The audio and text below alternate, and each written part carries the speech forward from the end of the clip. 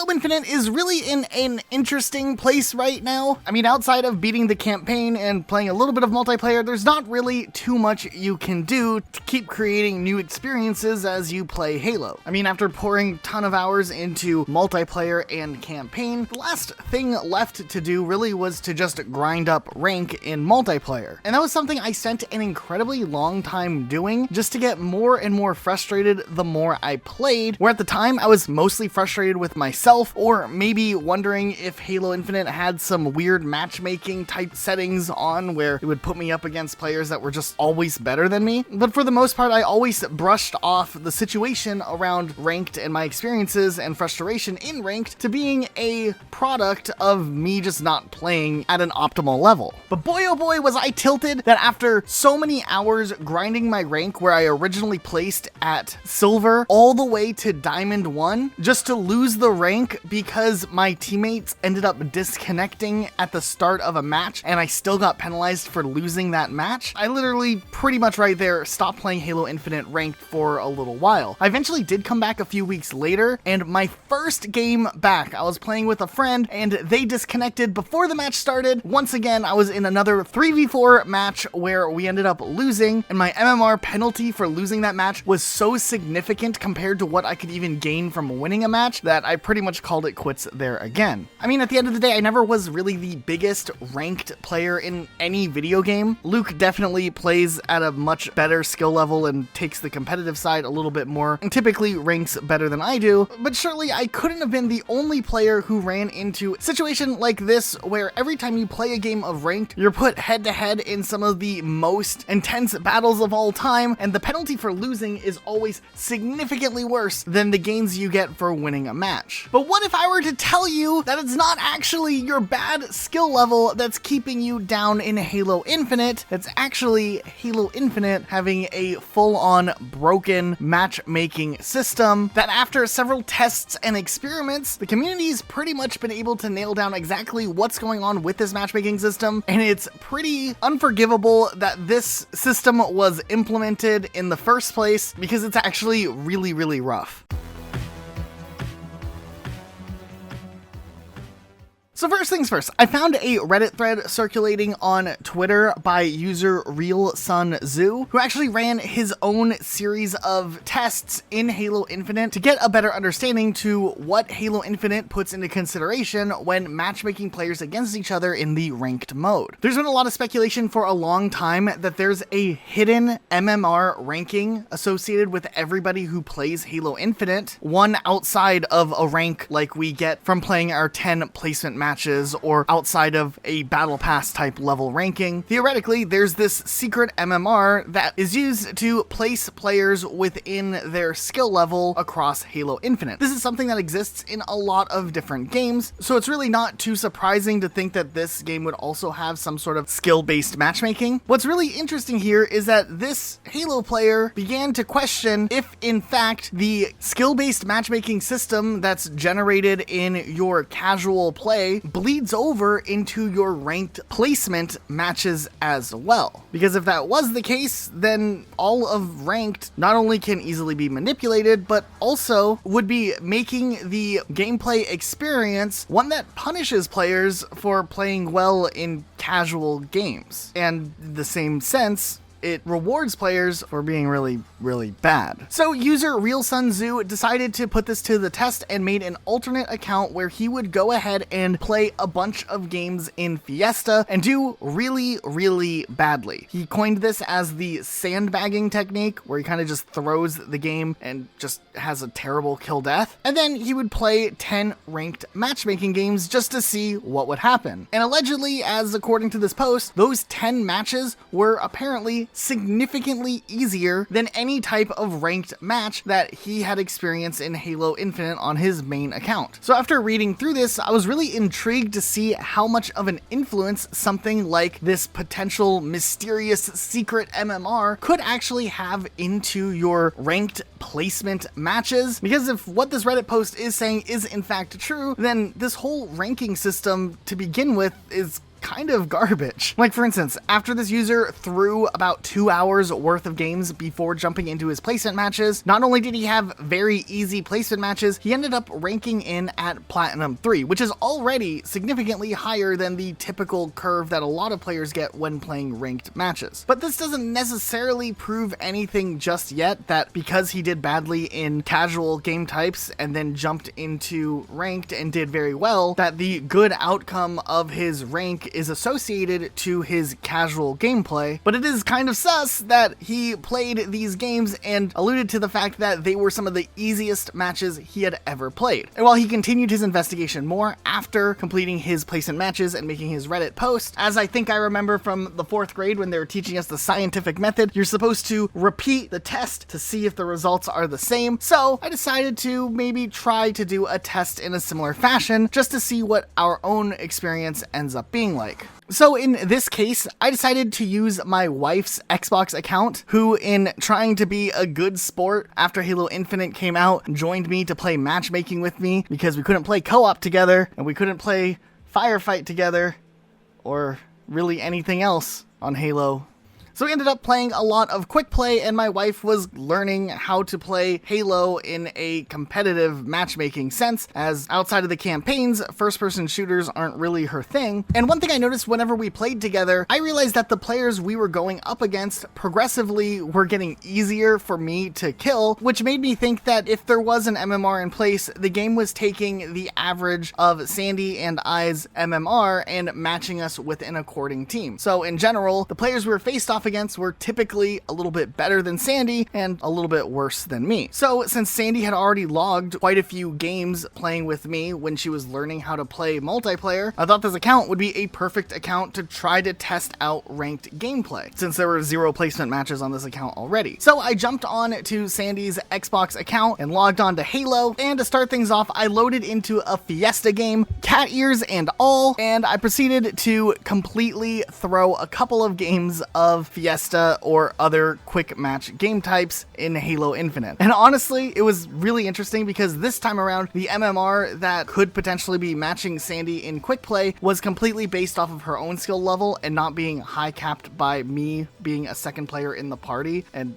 it averaging 2 different skill levels. So it was really interesting to throw this game. I was feeding kills to the other team, and I could tell that maybe they weren't the most experienced players. I definitely made some of them work for their kills, and that was kind of hilarious in its own right. This guy wasn't really the most lucky, but nonetheless, it was time to jump into ranked and see if it is in fact true that whatever your skill level is in casual has an influence in the ranked placements. And oh my goodness, it was 100% absolutely apparent that skill in your casual game directly has an influence in where your first ranked match ends up putting you. The first game I played in ranked, I absolutely dominated. These guys, I don't even know how they found the ranked playlist and jumped in this anyways, but it was crazy. Like, in general, I never really have games where I do this well, and I was just popping off. It was really kind of fun, to be honest, but there was no challenge whatsoever. But of course, this could have just been an outlier, and maybe it just put me with some of the lowest ranking players first to get a feel for where my rank should be. But as the second game, third game, fourth game, and 5th game went on, and I just continuously exceeded very well in the game, constantly being at the top of my team's leaderboard, constantly destroying and winning fights that I probably shouldn't have won in the first place. Already, it was becoming apparent that the game was only putting me in a pool of certain types of players whenever I was playing ranked. By games 7, 8, and 9, things really weren't changing all that much up either. There was maybe 1 or 2 games where sometimes I would do a little worse than other games, but nothing dramatically over the top. And maybe because my Spartan was pink, I don't know, there was my teammates occasionally shooting at me thinking I was an enemy because they would get scared or something, and that was kind of annoying. But otherwise, across the 10 games that I ended up playing here, I ended up doing fantastic, actually. I really couldn't have asked for a better set of 10 games to get a feeling for how this whole thing would play out. And out of all 10 games, these guys were incredibly easy for someone like me who plays plays at the high platinum level. Now here's the thing, we know from our Fiverr video we did where we hired Fiverr coaches that it is possible to rank in at Diamond 1, as Luke, who went on a brand new account and played on this account well in every single match, ended up placing in at Diamond 1. So with this in mind, I thought that this could actually be a really easy way to cheese a Diamond or Onyx account by throwing your early games and then playing ranked and abuse this MMR system that is thrown in place here. But when it was time for me to get my rank, I was actually really surprised with what ended up happening. So on the Rocket Sandy account, after my 10 placement games, I ended up ranking in at Silver 2.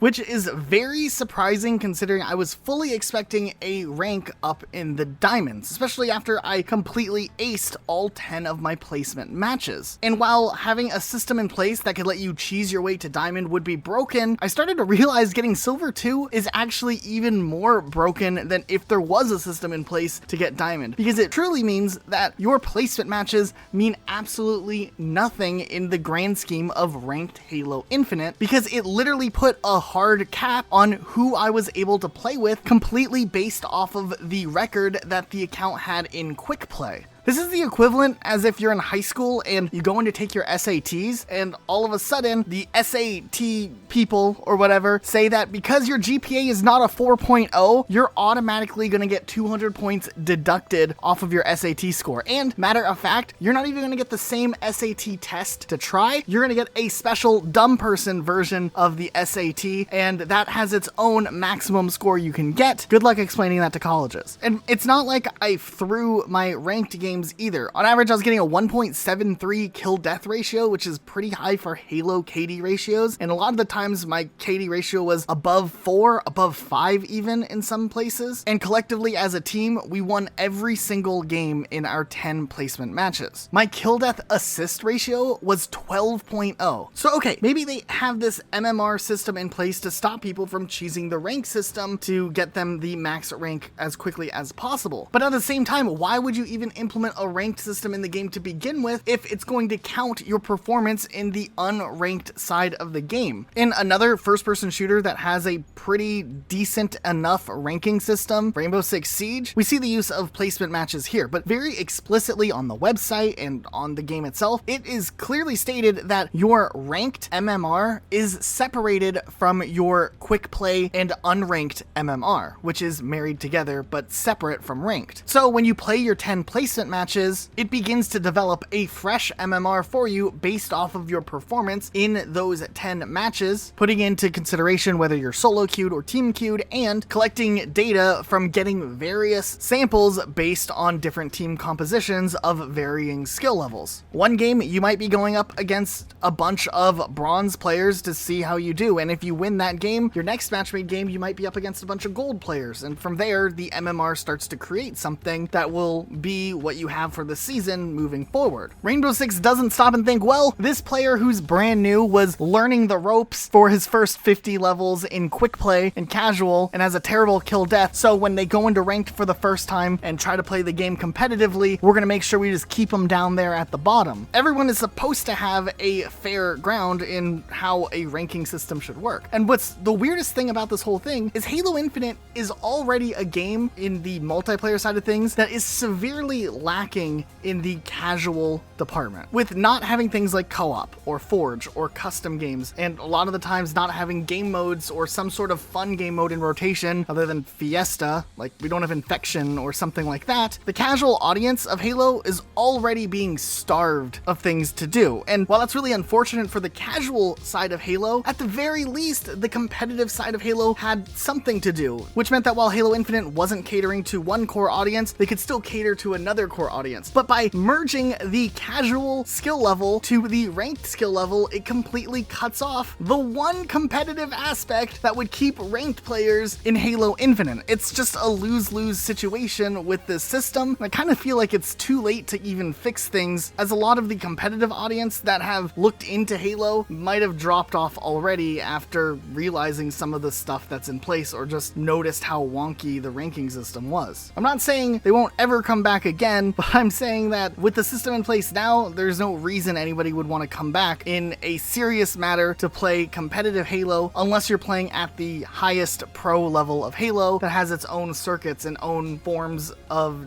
dictating what a competitive player really is. In general, skill-based matchmaking in video games has been a controversial topic. Call of Duty has gotten a lot of criticism over the years for the way that skill-based matchmaking is implemented, and the fact that you can jump on Call of Duty and be decent for a little while until the game just puts you up against players at exactly your own level or higher, meaning that more often than not, you're struggling for every game and you're never having those big hurrah moments when you just get to clap a bunch of Christmas noobs. So why exactly is this happening here in Halo? And I think what is in fact going on is the fact that 343 opted into using a Microsoft skill ranking system known as True Skill 2. A user on Reddit pointed this out in that same thread we talked about earlier, and there's a publication on Microsoft's website back from 2018 where they talk about True Skill 2 being implemented in games like Halo 5 Guardians and Gears of War. And essentially, it takes into consideration things like historical match outcomes and tries to accurately predict what the outcome of a different matchup would be. The system in itself probably isn't the worst thing, but used in a blanket setting for Halo Infinite is definitely not the way to go. I feel like when you go into a placement match in ranked, you should have a completely blank slate, and from there, your MMR should be built off of your peak best performance, and then quick play and casual play should be just that. If anything, this only hurts the quick play and casual community just as much as it hurts the ranked community, because now players are going to have to sweat more in quick play and casual if they want to hit a higher ceiling in their placement matches, or they're going to throw in their quick play and casual matches if they want to have an easier ranking run. After my 10 placement matches in Silver 2, I noticed that when I lost a match in the next round, but still did okay, I lost 0 MMR. Not even a sliver of MMR if we lost the game pretty badly. However, when I won a match, I got a huge jump in MMR, making it probably a walk in the park to slowly cater my MMR rank all the way up to Onyx if I wanted to. All I'd have to do is continuously win my ranked games, go into unranked and throw a bunch of games, and just keep winning and take these massive MMR bonuses for winning matches, and if I ended up losing a match, my penalty would be non-existent, making rank pretty much irrelevant. I don't know. I'm frustrated here. I wanted to do a little Halo science experiment, and the outcome is just more frustrating because it's just more problems with Halo Infinite that maybe weren't apparent at the beginning of Infinite's launch. I know a lot of people in general are pretty negative towards the state of Halo Infinite right now, and it definitely has a long way to go. My best advice if you're a huge Halo fan is to just kick back, relax. If Halo Infinite is frustrating at whatever moment you're in, take a break, play something else, and then